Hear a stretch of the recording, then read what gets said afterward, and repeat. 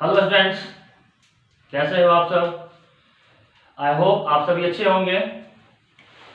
तो चलिए गाइस, आज हम लोग कोलोइडल सॉल्व की प्रॉपर्टीज के बारे में देखते हैं। पिछले वीडियोस में हम आपके कोलोइडल सॉल्व के प्रॉपर्टीज पे डिस्कस किया था। तो बच्चों, वहां पे हम लोग आपको कुछ प्रॉपर्टीज बताए थे और आज हम लोग उस सॉल्व के जो इंपॉर्टेंट प्रॉपर्टीज हैं उस पर आज हम लोग डिस्कस करेंगे। तो आज उससे पहले हमारे इस चैनल को अभी तक आपने सब्सक्राइब नहीं किया है तो आपसे मेरी रिक्वेस्ट है, आप अधिक से अधिक हमारे इस चैनल को शेयर करें, सब्सक्राइब कीजिए, सभी तक हमारा लेक्चर वीडियो पहुंच सके। तो चलिए आज हम लोग कोलोइडल सॉल्व के प्रॉपर्टीज के बारे में स्टडी करते हैं और इसमें हम लोग आज देखेंगे ऑप्टिकल प्रॉपर्टीज। तो कॉपी और कलम निकाल लीजिए, चलिए हम लोग आते हैं। तो ऑप्टिकल प्रॉपर्टीज क्या होगा? ऑप्टिकल प्रॉपर्टीज, ठीक है। देखिए, कोलोइडल सॉल्व के ऑप्टिकल प्रॉपर्टीज बच्चों लोग क्या पढ़ेंगे। तो पहली बात ये होती है कि ऑप्टिकल प्रॉपर्टीज में ये होता है कि बच्चों जो कोलोइडल सॉल्व होते हैं उस कोलोइडल सॉल्व से हम लोग क्या करते हैं ना कि ऑर्डिनरी लाइट हम लोग पास कराते हैं। तो जो लाइट पास करती है कोलोइडल सॉल्व से होकर, वो लाइट क्या होता है ना, जब कोलोइडल सॉल्व के अंदर जाता है तो वहां से जो डिस्पर्स पार्टिकल होते हैं कोलोइडल सॉल्व के अंदर, वहां पे लाइट का क्या होता है, स्कैटरिंग हो जाता है। तो जब लाइट स्कैटरिंग होती है तो इस घटना को हम लोग बोलते हैं आपको टिंडल इफेक्ट। टिंडल साइंटिस्ट थे जिन्होंने एक्सपेरिमेंट किया था, प्रयोग किया था कोलोइडल सॉल्व पे और उन्होंने देखा था कि जब किसी ऑर्डिनरी लाइट को हम लोग कोलोइडल सॉल्व से होकर पास कराते हैं तो लाइट का क्या होता है ना, स्कैटरिंग, यानी लाइट क्या होता है, चारों तरफ बिखर जाता है। अब जब लाइट चारों तरफ स्कैटरिंग हो जाती है तो उसको हम लोग माइक्रोस्कोप में देखते हैं।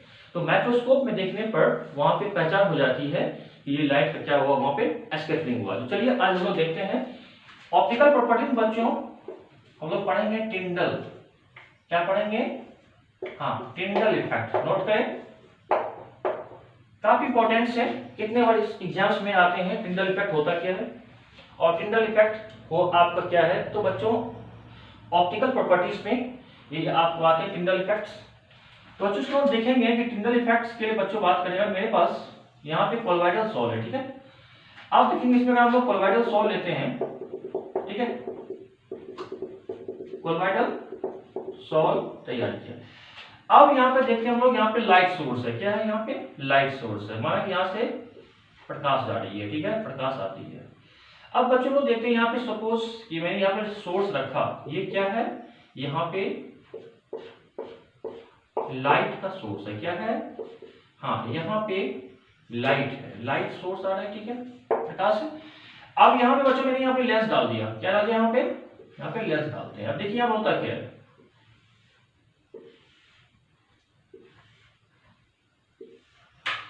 तो कुछ ऐसा घटना हो जाता है। देखिए जब यहाँ पे आती है ना लाइट, तो यहाँ पे क्या होता है ना, स्कैटरिंग। क्या होता है? प्रकाश का स्कैटरिंग हो जाता है। बच्चों यहाँ पे अगर हम डाल दें माइक्रोस्कोप, क्या डाल दें यहाँ पे हम लोग डाल दें माइक्रोस्कोप, ठीक है।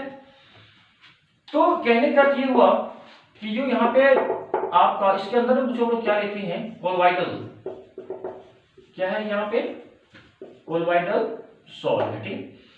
तो ये लाइट आ रही है बच्चों, यहाँ पे हम लोग यहाँ बात करेंगे लेंस है। तो यहाँ पे लाइट जब जाती है इस सॉल्व के अंदर में, तो यहाँ पे लाइट का क्या होता है ना, scattering.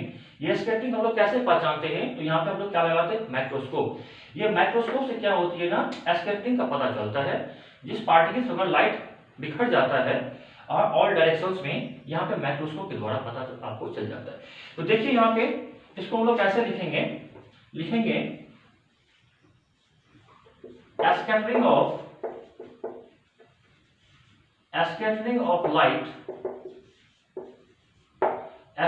of light from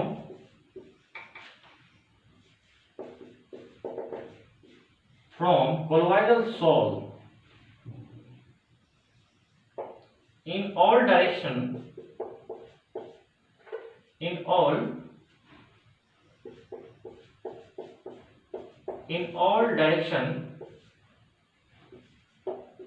is called Tyndall effect, इस कॉल्ड क्या होगा, टिंडल इफेक्ट। तो ध्यान देंगे जो स्कैटरिंग होती है लाइट का कोलॉइडल सॉल्व से होकर, जिसे हम लोग टिंडल इफेक्ट कहते हैं, और ये टिंडल इफेक्ट ऑप्टिकल प्रॉपर्टीज में आते हैं। ठीक है, नोट कर लिया, नोट कर लिया इसको। यहाँ पे गौर करना है, ये जो कोलॉइडल सॉल्व लिया गया है, इस सॉल्व में पहचान कैसे हम लोग समझेंगे, तो यहाँ हम लोग माइक्रोस्कोप लगाते हैं, आंख से देखते हैं, आई द्वारा माइक्रोस्कोप है, माइक्रोस्कोप से हमको पता चल जाता है यहाँ पे लाइट का क्या हुआ है, स्कैटरिंग हुआ है। ठीक है, अगर बच्चों यहाँ पे सॉल्यूशन लिया जाए, ट्रू सॉल्यूशन, तो लाइट क्या हो जाएगा, कंप्लीटली पार कर जाएंगे, लाइट क्या होगा, कंप्लीटली पार कर जाएगा। इसका मतलब इसमें सैंपल क्या होगा, आपका ट्रू सॉल्यूशन। ऐसा तो नहीं हो रहा है, यहाँ पे लाइट सोर्स आ रही है और लाइट क्या हो रहा है, सभी डायरेक्शन में क्या आ रहे हैं, ऑल डायरेक्शन में प्रकाश क्या हो रही है, स्कैटर्ड हो रही है, जो शो करता है कोलॉइडल प्रॉपर्टीज के। ठीक है, तो यहाँ पे इस घटना को हम लोग क्या बोलते हैं, ये जो स्कैटरिंग होती है लाइट का, इस घटना को हम लोग बोलते हैं, फेनोमेनन को टिंडल इफेक्ट। क्या बोलते हैं इसको हम लोग, टिंडल इफेक्ट कहते हैं। नोट कर लिया, नोट कर लिया, चलो। तो बच्चों यहाँ पे कंडीशंस है कि टिंडल इफेक्ट कब होगा, किस केस में टिंडल इफेक्ट होता है। बच्चों वहां के लिए कुछ कंडीशंस आपको ध्यान देना पड़ेगा, कि कुछ कंडीशंस हैं, यहाँ लिखेंगे, there are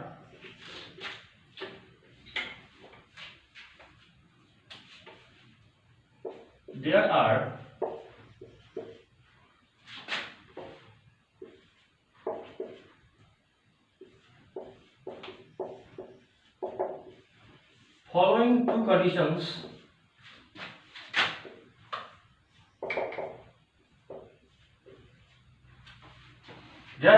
two conditions for Tyndall effect,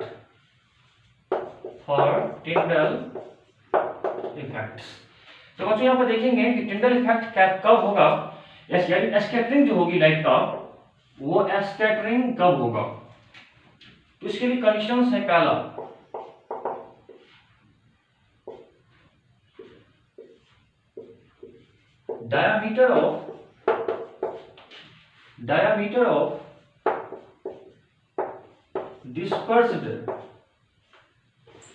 diameter of dispersed particle is not much smaller than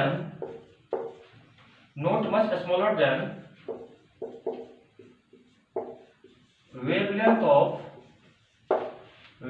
of light used। ठीक है, यानी आप जो डिस्पर्स पार्टिकल का जो डायमीटर होगा, यहाँ लिखा है बच्चों, डिस्पर्स पार्टिकल का डायमीटर जो आप लाइट सोर्स यूज कर रहे हो, उस लाइट सोर्स के वेवलेंथ से डिस्पर्स पार्टिकल का डायमीटर ज्यादा छोटा नहीं होना चाहिए। तो पहला कंडीशन ये हुआ कि diameter of disperse particle is not much smaller than wavelength of light used. Second point हो जाएंगे रिफ्रैक्टिव इंडिसेस। बच्चों यहाँ पे नोट करेंगे, refractive indices of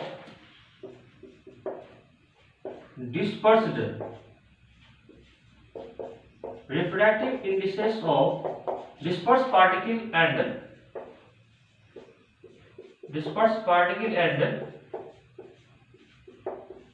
dispersion medium differ greatly in magnitude,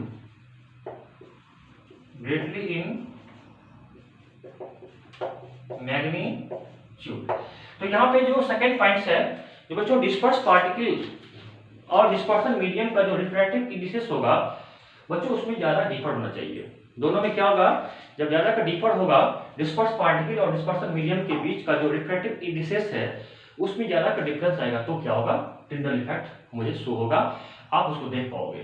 तो टिंडल इफेक्ट के कंडीशंस मैंने आपको बता दिया कि किस केस में, किस हालात में टिंडल इफेक्ट होगा।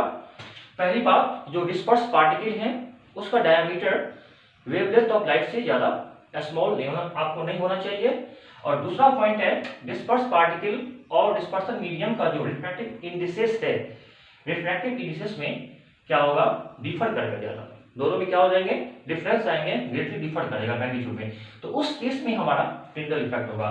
तो यहाँ पे दो कंडीशंस हैं जनरली जहां से आपको टिंडल इफेक्ट देखा जाता है, नोट कर लें इसको।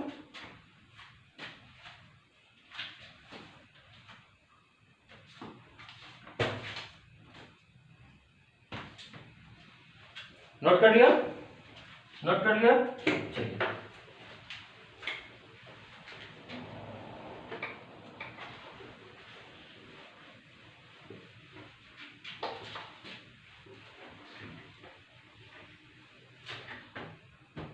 तो बच्चों नेक्स्ट आते हैं इलेक्ट्रिकल प्रॉपर्टीज पे।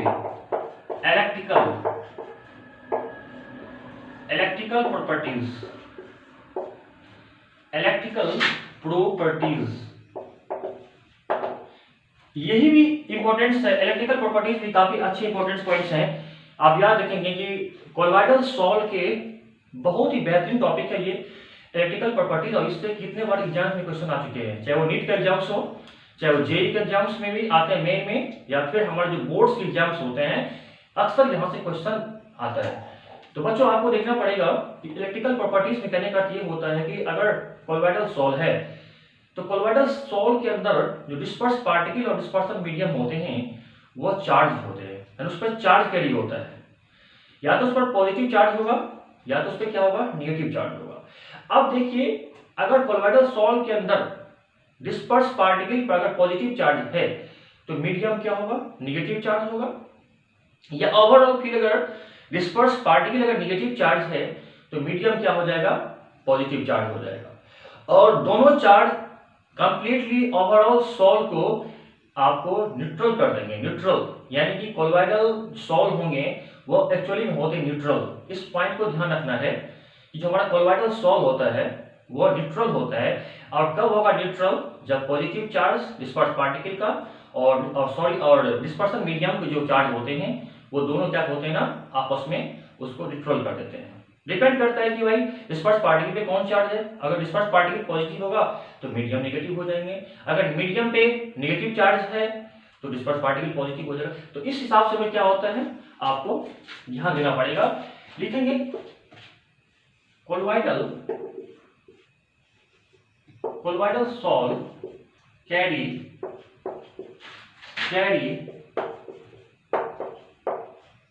electrical charge.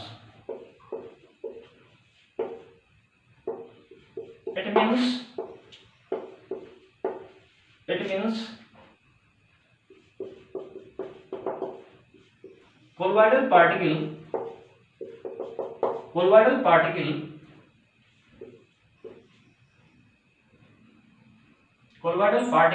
and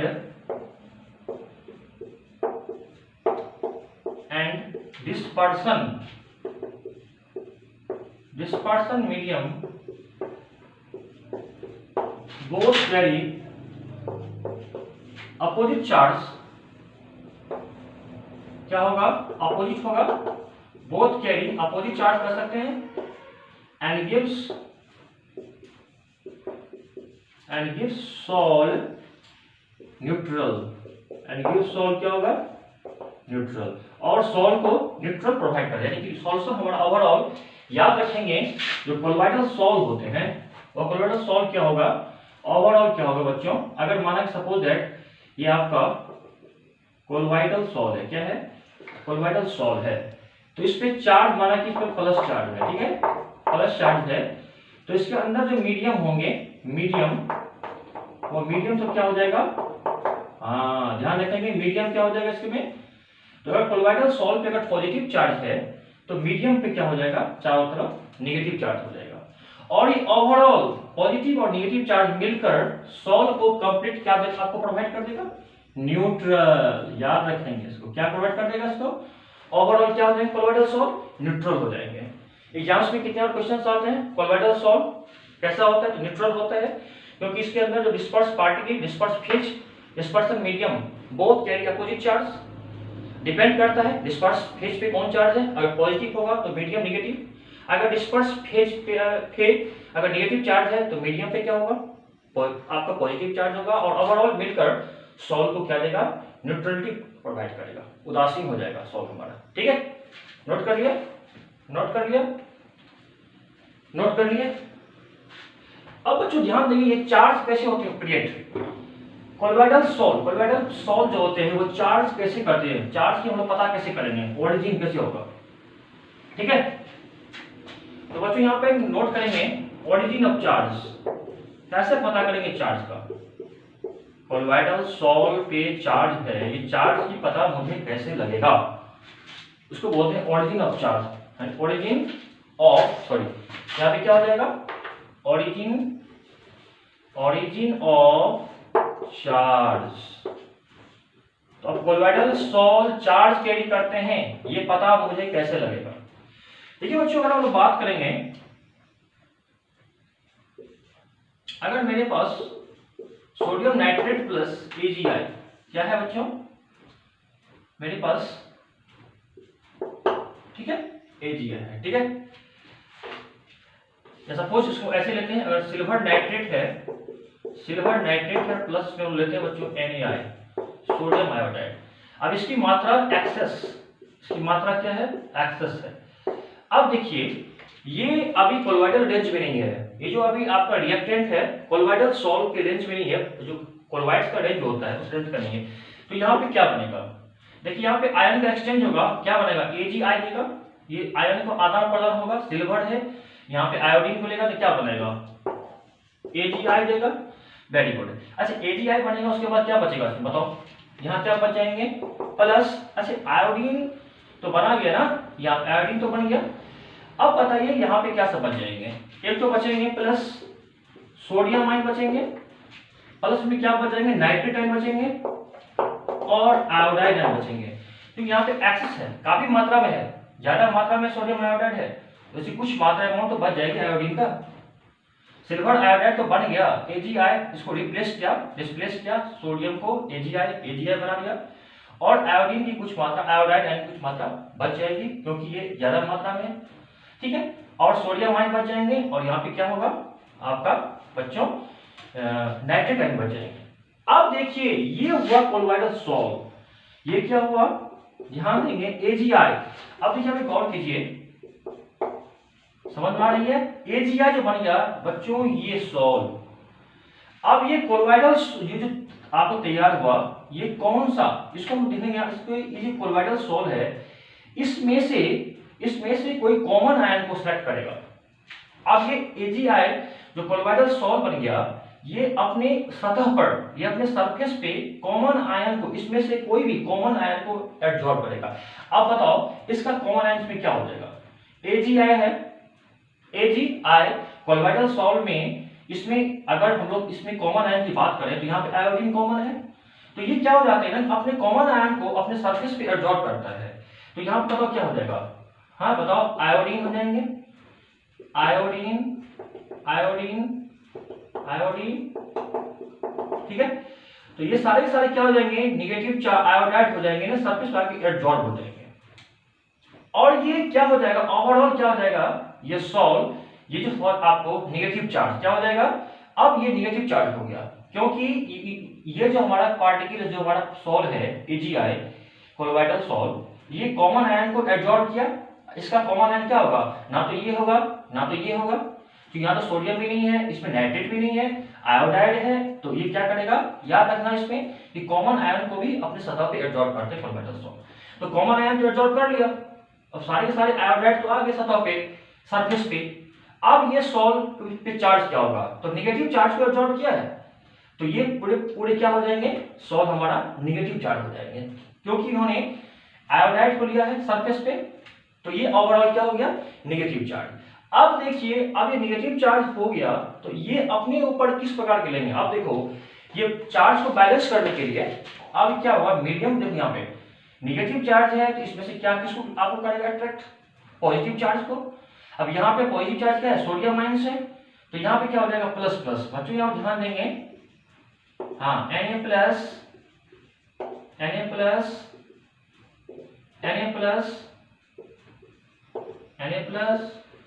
Na plus, ये सारे के सारे पॉजिटिव आयन को अट्रैक्ट करेगा, ये सारे क्या करेंगे, पॉजिटिव आयंस को अट्रैक्ट करेगा, कौन? Negative charge.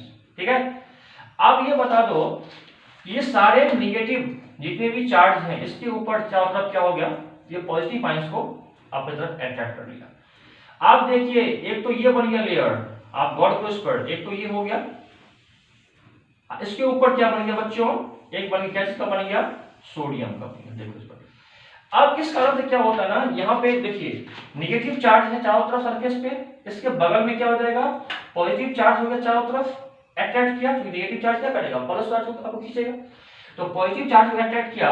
तो अब यहाँ पे देखना है कि ये इसके बीच क्या हो जाएगा आपका, यहाँ पे दो बन गया लेयर, गौर कीजिए, एक लेयर ये हुआ नेगेटिव चार्ज का, बस इसको हम लोग बोलते हैं क्या चीज, इसको हम लोग बोलते हैं फिक्स लेयर। क्या बोलते हैं? इसको हम लोग बोलते हैं फिक्स्ड लेयर। और ये जो आउटर सरफेस जो बाहर है पॉजिटिव चार्ज, इसको हम लोग बोलते हैं डिफ्यूज लेयर। क्या बोलते हैं इसको? हाँ, इसको हम लोग बोलते हैं डिफ्यूज लेयर।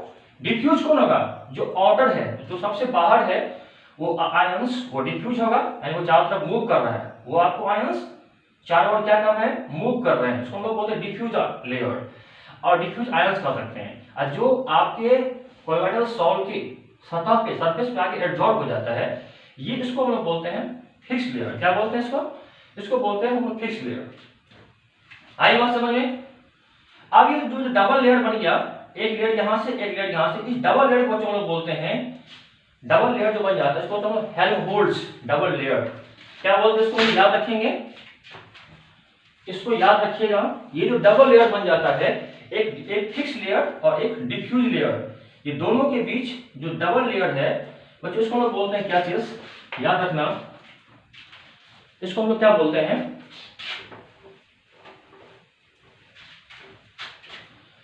बच्चों इसको लोग बोलते हैं Helmholtz, Helmholtz double layer, Helmholtz double layer.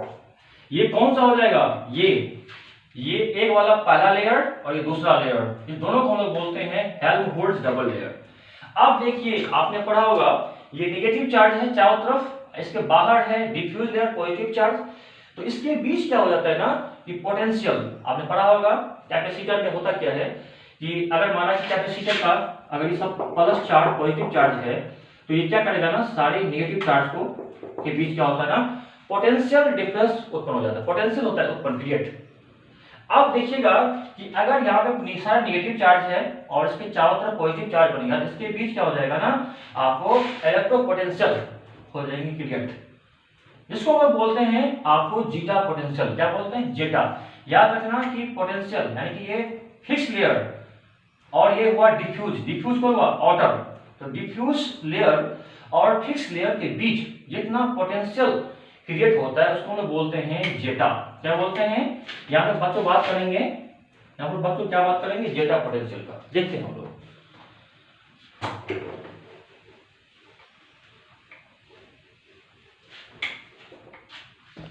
Note कीजिए फटाफट, बहुत आसान समझ में आ जाएगा। ठीक है,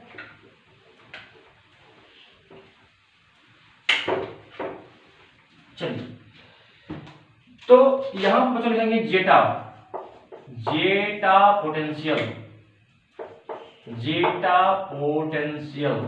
और जेटा पोटेंशियल कब होता है, किसके बीच होता है? तो potential, potential creates between fixed layer, between क्या होगा, fixed layer and diffuse layer, and क्या होगा, diffuse layer is called zeta potential. इसको लोग क्या बोलेंगे? Zeta potential. याद रखिएगा कि जो नेगेटिव चार्ज के चारों तरफ पॉजिटिव चार्ज क्रिएट होता है, क्योंकि दोनों अट्रैक्शन हो जाएगा ना, नेगेटिव चार्ज किसको करेगा अट्रैक्ट, प्लस चार्ज करेगा, जो हमारा पॉजिटिव चार्ज है सॉल्ट में, तो प्लस चार्ज सोडियम आयंस है, सोडियम आयंस क्या हो जाएगा, चारों ओर हो जाएगा, तो नेगेटिव और बगल में पॉजिटिव चार्ज है, इस कारण से क्या होता है, दोनों में पोटेंशियल होता है क्रिएट, इसको हम लोग बोलते हैं जेटा। क्या बोलते हैं इसको हम लोग? जेटा पोटेंशियल कहते हैं। और ये जो डबल लेयर है, एक फिक्स लेयर है, एक चारों तरफ जो डिफ्यूज लेयर है। डिफ्यूज मतलब क्या होता है, ये जो पॉजिटिव चार्ज है ये आपस में स्लाइडिंग यानी स्लिप, ये चारों तरफ मूव करते रहते हैं। आपको ध्यान रखना आपको पड़ेगा, ये जो पॉजिटिव चार्ज है आउटर लेयर, ये होते हैं मूवेबल, ये मूव करते रहते हैं, ये स्लिप करते रहते हैं, इसको हम लोग बोलते हैं डिफ्यूज लेयर। और अंदर वाला जो है नेगेटिव वाला है, चारों तरफ नेगेटिव, ये होते हैं फिक्स लेयर। तो इस दोनों लेयर को हम लोग बोलते हैं हेल्महोल्ट्ज, मैंने लिखा भी था हेल्महोल्ट्ज डबल लेयर, ध्यान देंगे। और हेल्महोल्ट्ज डबल लेयर में ही यहाँ पे आता है जेटा पोटेंशियल। आई बात समझ में, आई बात समझ में। तो ध्यान दीजिएगा, ये हमेशा कॉमन आयन को करेगा सिलेक्ट। याद रखिएगा कोलॉइडल सॉल्ट जो होते हैं अपने सरफेस पे कॉमन आयन को एब्जॉर्ब करेगा। यहाँ पे कॉमन आयन क्या था, सिल्वर आयोडाइड के सॉल्ट में कॉमन आयन क्या इसमें होगा, इसमें तो सोडियम आयन भी है, नाइट्राइट भी है, आयोडाइड भी है, तो कॉमन इसमें कौन मिलेगा, आयोडाइड मिल जाएगा। तो यहाँ भी आयोडाइड आयोडीन है, तो ये क्या करेगा, अपने कॉमन आयन को अपने सरफेस पे एब्जॉर्ब कर लेगा। अब कॉमन आयन को सरफेस पे एब्जॉर्ब कर लिया तो ये सॉल्ट क्या हो जाएगा, बताओ, कॉमन आयन नेगेटिव चार्ज है तो सॉल्ट क्या हो जाएगा, पूरा पूरा नेगेटिव चार्ज हो जाएगा। तो ये सॉल्ट पूरे क्या हो गए, कोलॉइडल सॉल्ट नेगेटिव चार्ज हो गए। जब नेगेटिव चार्ज हो गया चारों तरफ, तो ये नेगेटिव चार्ज क्या करेगा, अपने से आपको पॉजिटिव चार्ज को एब्जॉर्ब करेगा। तो नेगेटिव चार्ज क्या करेंगे, प्लस चार्ज को अपने सतह पे खींचेंगे, लेंगे। तो बताओ इसमें से क्या आपको कौन है पॉजिटिव चार्ज, सोडियम आयन से। तो सोडियम आयन क्या हो जाएगा, इसके चारों ओर क्या करेंगे, डिफ्यूज की तरह यानी मूव कर जाएंगे, चारों तरफ आके जमा हो जाएंगे। तो यहाँ पे जो पॉजिटिव चार्ज जो जमा हो गए, इसको हम लोग क्या बोलते हैं, डिफ्यूज लेयर, या इसको लोग बोलते हैं स्लिपरी लेयर। क्या बोलते हैं, स्लिपरी, ये स्लिप करते रहते हैं, मूव करते रहते हैं। डिफ्यूज बोलो या स्लिपरी लेयर बोलो। और अंदर वाला हो गया फिक्स लेयर, ये फिक्स होते हैं एकदम। दोनों के बीच जितना पोटेंशियल होता है क्रिएट, इसको हम लोग जेटा पोटेंशियल कहते हैं। और ये दोनों डबल लेयर, एक अंदर वाला लेयर नेगेटिव चार्ज का, एक बाहर का लेयर पॉजिटिव चार्ज का, ये दोनों डबल लेयर को हम लोग बोलते हैं Helmholtz, Helmholtz double layer. I hope that ये लेक्चर आपको समझ में आ गया होगा, लेक्चर आपको समझ में आ गया होगा। इसमें बच्चों एग्जांपल और हम ले सकते हैं। अगर हम बात करें, अगर आपको समझ में नहीं आ रही है, मैं आपको एक और एग्जांपल ले रहा हूं, दिखा रहा हूं। देखिए मैं आपको और एग्जांपल लेता हूं। अगर हम लोग यहां पर ले लेंगे NaNO3 प्लस AgI, ठीक है। अब बताओ क्या बनेगा, ये तो लेगा AgNO3, आयन का एक्सचेंज होगा, क्या बनेगा AgNO3, ठीक है। तो यहाँ पे क्या बन जाएंगे, यहाँ पे NaI बनेगा, ठीक है। अब NaI बनेगा तो यहाँ पर AgI क्या है बताओ, एक्सेस क्या है, यहाँ पर AgI एक्सेस है। तो अब NaI बना लिया तो यहाँ पे बताओ क्या बन जाएगा, बताओ इसके चारों तरफ क्या बन जाएंगे, इसमें क्या बच जाएंगे, आयोडीन बच जाएंगे, क्या बच जाएंगे, आयोडीन बचेंगे, प्लस सिल्वर आयन बचेंगे, और प्लस यहाँ क्या बच जाएगा, नाइट्रेट, नाइट्रेट बन जाएगा। आया समझ में, सोडियम आयोडाइड, उसके बाद क्योंकि ये एक्सेस है, अधिक मात्रा में है, तो आयोडाइड और कुछ रहेगा बचा हुआ, तो आयोडाइड बचेंगे, और Ag तो आपका Ag बचेंगे, Ag प्लस आयोडाइड कुछ बचे जाएंगे, और ये नाइट्राइट आयन आपको रहेगा। अब ये जो कोलॉइडल सॉल्ट है, ध्यान दो गौर से, NaI, इस NaI के ये कॉमन आयन कौन सा लेगा, ये कोलॉइडल सॉल्ट, इसमें से कौन से कॉमन आयन को सिलेक्ट करेंगे अपने सरफेस पे, तो आयोडाइड है कौन लेगा, आयोडीन को लेगा यहाँ पे। तो यहाँ पे क्या आ जाएंगे, सभी क्या आ जाएंगे, आयोडीन आके जमा हो जाएंगे, ठीक है। ध्यान दियो उसको अच्छा से, आया समझ में। तो ये एक लेयर बन गया, ठीक है। चारों तरफ क्या बन गया, ये आपको लेयर बन गया, चारों तरफ क्या बन गया, लेयर। इसको हम लोग बोलते हैं क्या चीज, फिक्स लेयर। क्या बोलते हैं, इसको हम लोग बोलते हैं फिक्स्ड। अब ये नेगेटिव चार्ज किसको लेगा, अट्रैक्शन पॉजिटिव चार्ज को, यहाँ पे इसमें क्या बच गया, Ag प्लस, तो इसके चारों ओर क्या बन जाएंगे बच्चों, Ag plus, Ag plus, Ag plus, Ag plus, Ag plus, Ag plus, Ag plus. ये सारे पॉजिटिव आयंस नेगेटिव आयन क्या हो जाएंगे, चारों तरफ आके बैठ जाएंगे। तो ये बना लेंगे और दूसरा बना लेंगे लेयर। तो ये दोनों हुआ। अब बताओ इसको हम लोग क्या बोलेंगे, ये चारों तरफ है, इसको बोलेंगे डिफ्यूज लेयर। क्या बोलेंगे, इसको हम लोग बोलेंगे डिफ्यूज लेयर। और दोनों लेयर को हम लोग बोलते हैं ओवरऑल क्या चीज, ये जो दोनों लेयर बन जाते हैं ये मोटा, देखो इधर दोनों लेयर को हम लोग क्या बोलेंगे, यहाँ पे आपको ध्यान देंगे हेल्महोल्ट्ज, हेल्महोल्ट्ज डबल लेयर। ध्यान दो क्या होगा, हेल्महोल्ट्ज डबल लेयर। आई बात समझ में। तो ये अंदर वाला लेयर फिक्स लेयर, बाहर का डिफ्यूज लेयर, कॉमन है लिया, कॉमन है निगेटिव है, तो ये क्या किसको लेगा, पॉजिटिव आयंस को लेगा।